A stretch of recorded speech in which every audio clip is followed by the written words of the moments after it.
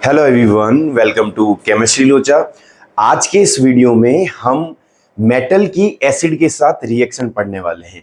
Last video में हमने basic introduction देख लिया एसिड और बेस का, और हमने पढ़ा टाइप्स ऑफ एसिड। आज की इस वीडियो में इंपॉर्टेंट होने वाला है। इस वीडियो में हम पढ़ने वाले हैं, हमारे पास रिएक्शन ऑफ, हमारी हेडिंग क्या रहेगी, reaction of acids with metals. हमारे पास जो मेटल्स हैं उनकी रिएक्शन हम किसके साथ पढ़ने वाले हैं, एसिड के साथ।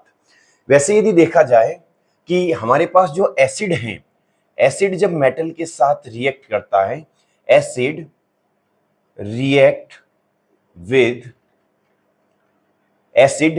With metal to form hydrogen gas. Very important, hydrogen gas. जो हमारे पास गैस बन रही है, जब भी एसिड मेटल के साथ रिएक्ट करेगा तो हमारे पास जो गैस बनेगी, वो गैस कौन सी बनेगी, हमारे पास बनेगी हाइड्रोजन गैस। अब सबसे इंपॉर्टेंट यहां पे बात आती है कि हमारे पास यदि हमें word equation, general word equation लिखने को बोले तो हम ये लिख सकते हैं कि metal plus acid gives, metal का सॉल्ट बनेगा और प्लस साथ में हाइड्रोजन गैस बनेगी। क्या बनेगी, हाइड्रोजन गैस। अब हमारे पास एनसीईआरटी में या फिर हमने चैप्टर फर्स्ट में एक इक्वेशन पढ़ी थी कि when zinc granules react with dilute sulphuric acid. हमने एक रिएक्शन देखी थी कि जब जिंक रिएक्ट करता है सल्फ्यूरिक एसिड के साथ, H2SO4 के साथ, तो बनता है जिंक सल्फेट प्लस साथ में गैस निकलती है हाइड्रोजन गैस। अब इस हाइड्रोजन गैस को एनसीईआरटी बहुत ही इंटरेस्टिंग तरीके से, मैं बार बार, आपने देखा होगा हर वीडियो में एनसीईआरटी का जिक्र करता हूं, क्योंकि हमारे पास जो चीजें बनेगी वो एनसीईआरटी के हिसाब से हमारे पास चलना है। हमारा जो सिलेबस है वो एनसीईआरटी के हिसाब से है, हमें बार बार एनसीईआरटी को देखना पड़ेगा। अब यहाँ पे यदि जिंक और डाइल्यूट सल्फ्यूरिक एसिड की मैं बात करूं तो हमने यहाँ पे देखा कि ये एक तरीके से डिस्प्लेसमेंट रिएक्शन भी है। हमारे पास सल्फ्यूरिक एसिड में से हाइड्रोजन से ज्यादा रिएक्टिव है जिंक, इसीलिए हाइड्रोजन को रिप्लेस कर देगा और खुद आ जाएगा सल्फेट के साथ, और हाइड्रोजन हमारे पास बाहर निकल गया। लेकिन अब एनसीईआरटी ने एक्टिविटी के थ्रू समझाया है कि हम ये प्रूव कर सकते हैं कि हमारे पास जो निकलने वाली गैस है वो हाइड्रोजन गैस ही है। कैसे? एक हमारे पास एक्टिविटी दे रखी है जिसमें एक अच्छा सा एक डायग्राम दे रखा है, उसको मैं यहाँ पे बनाने की कोशिश करता हूँ कि हमारे पास एक टेस्ट ट्यूब है, यहाँ पे हमने उसको स्टैंड के साथ इसको होल्ड कर दिया है। इसमें हमने लिया जिंक ग्रेन्यूल्स, जिंक के दाने आते हैं लेबोरेटरी में, वो डाले और साथ में डाला डाइल्यूट सल्फ्यूरिक एसिड H2SO4। तो आप देखोगे कि जब भी हमारे पास zinc granules dilute sulphuric acid के साथ रिएक्ट करेगा तो हमें पता है कि रिएक्ट करने पर एक गैस निकलती है जिसको हाइड्रोजन नाम दिया।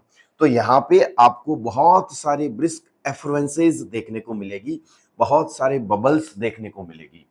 अब दो तरीके हो सकते हैं। हमें ये पता है कि हाइड्रोजन गैस जो है वो एक तो हल्की होती है और एक पॉप साउंड के साथ वो जो है बर्न होती है। एक तरीका हो सकता है कि आप एक खाली टेस्ट ट्यूब लें, उसको इसके ऊपर आप उल्टा रखें, यहां से जो गैस निकल रही है वो उस टेस्ट ट्यूब में कलेक्ट हो जाएगी और आप जो है लाइटर से उसको जलाने की कोशिश करें, आपको जो है पॉप साउंड देखने को मिलेगा। एक दूसरा तरीका यह है कि आप यहाँ पे एक डिलीवरी ट्यूब डालें, यहाँ पे आप कॉर्क लगा के एक डिलीवरी ट्यूब डालें और उस डिलीवरी ट्यूब को आप कहाँ पे लेके आए, आप उस डिलीवरी ट्यूब को एक सॉल्यूशन में लेके आए। एक हमारे पास अलग से बीकर है जिसमें मैं पहले से हमारे पास सोप सॉल्यूशन यहाँ पे मैं डाल दे रहा हूं। हमारे पास क्या है, सोप का सॉल्यूशन है। अब यहाँ पे मैंने सोप सॉल्यूशन ही क्यों लिया, क्योंकि मैं चाहता हूं कि ये जो मेरे पास बनने वाला यहाँ पे जो सॉल्यूशन है, जब उसमें से कोई गैस का फ्लो हो हमारे पास तो छोटे छोटे बबल्स बने। अब यहाँ पे मैंने उस डिलीवरी ट्यूब की हेल्प से इस गैस को यहाँ तक लेके आ गया। अब जैसे ही यहाँ से गैस निकल रही है, इस डिलीवरी ट्यूब की हेल्प से हमारे पास ये गैस यहाँ पे आ रही है। यहाँ पे आने पे क्या हो रहा है इसको ध्यान से देखना। आपको पता है कि हम जब भी साबुन वाले पानी में जब भी हम कोई गैस को फ्लो करेंगे तो यहाँ से बबल्स निकलेंगे, छोटे छोटे बबल्स निकलेंगे। अब इन बबल्स में जो है वो कौन सी गैस ट्रैप हो जाएगी? Hydrogen gas. और ये बबल्स, हाइड्रोजन गैस हल्की होती हैं तो ये हवा में ऊपर आने की कोशिश करेंगे। हवा में हमारे पास कहाँ आएंगे? ये ऊपर की तरफ। अब जैसे ही हमारे पास ये ऊपर की तरफ आ रहे हैं हवा में, तो यदि मैं इसको यहाँ पे लाइटर की हेल्प से इसको जलाने की, या फिर मेरे पास जो मोमबत्ती है उससे इसको कैंडल की हेल्प से इसको जलाऊं, तो यहाँ पे हमारे पास जो है आपको वो साउंड देखने को मिलेगा। पॉप साउंड के साथ ये जो है वो बर्न होगी हमारे पास। तो इससे ये प्रूव हो जाएगा कि जब भी जिंक कोई जरूरी नहीं है, जब भी मेटल एसिड के साथ रिएक्ट करेगा तो हमेशा कौन सी गैस निकलेगी? Hydrogen gas. यहाँ पे जिंक की जगह हमारे पास कोई दूसरी एल्यूमिनियम मेटल हो सकती है, और भी कोई दूसरी मेटल हो सकती है जो इसके साथ रिएक्ट करके हमारे पास क्या देगा?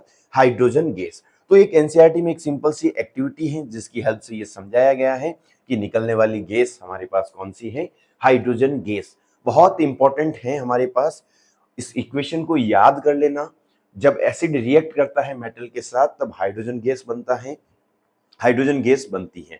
तो ये हमारे पास कुछ एक टॉपिक कवर हो गया एनसीईआरटी का।